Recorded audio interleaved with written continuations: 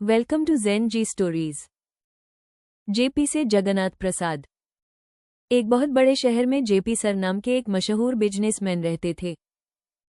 उनका रुतबा ऐसा था कि लोग उनके नाम की मिसाल देते थे। उनके पास किसी चीज की कमी नहीं थी। उनका घर किसी राजमहल जैसा भव्य था, जिसके चारों तरफ अंगरक्षक और नौकरों की फौज तैनात रहती थी। उनका खान पान किसी आलीशान 7 सितारा होटल जैसा था।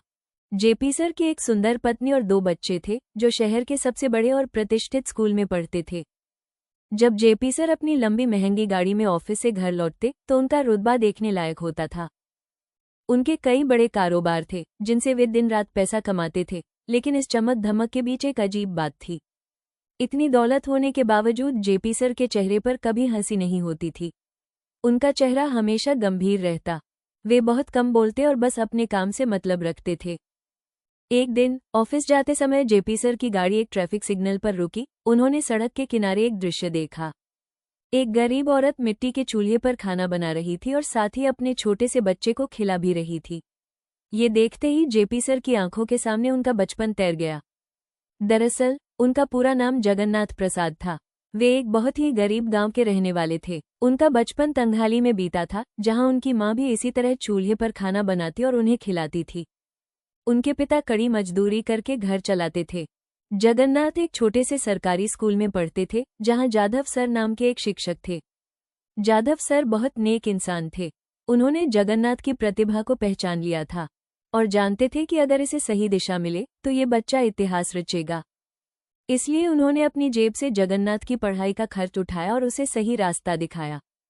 साल बीतते गए, जगन्नाथ तरक्की की सीढ़ियां चढ़ता गया और आज एक बड़ा बिजनेसमैन बन गया। पर शहर की इस भागदौड़ और सफलता के नशे में वो जगन्नाथ से जेपी बन गया। अपने गांव और अपने गुरु को पीछे छोड़ आया। जैसे ही ट्रैफिक खुला, जेपी सर ख्यालों से बाहर आए, पर उनकी आंखें नम थीं। उन्हें अपने गांव की मिट्टी और जाधव सर की बहुत याद आई। उन्होंने तुरंत फैसला किया कि वे अपने गांव जाएंगे। अगले दिन उन्होंने अपने बॉडीगार्ड्स को छुट्टी दे दी और साधारण कपड़े पहनकर ट्रेन से अपने गांव पहुंच गए। वहां पहुंचकर उन्होंने देखा कि उनका पुराना घर खंडहर बन चुका था। उन्हें अपना बचपन याद आया। इसके बाद वे पैदल ही अपने पुराने स्कूल की तरफ बढ़े।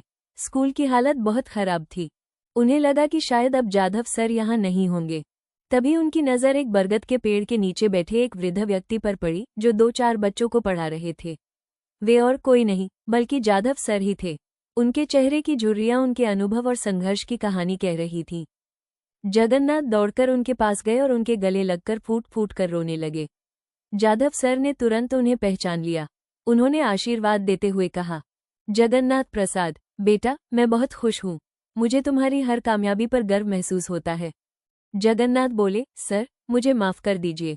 मैं अपनी सफलता की चकाचौंध में आपको और अपनी जड़ों को भूल गया था। जाधव सर ने प्यार से उनके सिर पर हाथ फेरा और कहा, कोई बात नहीं बेटा, तुम यहाँ आए, मेरे लिए यही बहुत है। जगन्नाथ ने उसी वक्त संकल्प लिया कि वे अपने गांव के लिए कुछ करेंगे। उन्होंने जाधव सर से कहा, सर, अब मैं यहाँ एक आलीशान स्कूल और अस्पताल बनवाऊंगा और गरीब बच्चों की पढ़ाई का सारा खर्च उठाऊंगा। आज सालों बाद जेपी सर के चेहरे पर एक ऐसी खुशी और सुकून था, जो अरबों रुपये खर्च करके भी नहीं मिल सकता था। आज वे फिर से जेपी से जगन्नाथ प्रसाद बन गए थे। लाइक, शेयर, सब्सक्राइब जरूर करें।